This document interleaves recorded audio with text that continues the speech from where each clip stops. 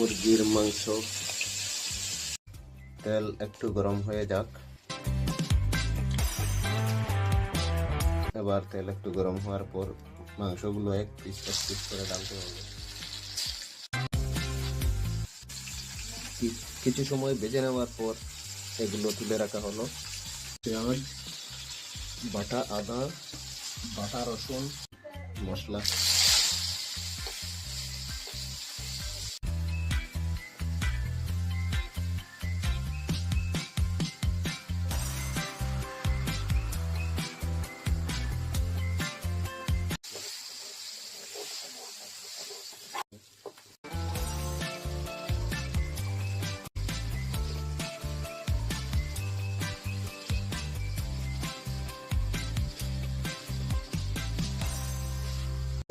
সুস্বাদু মাংস বোনা।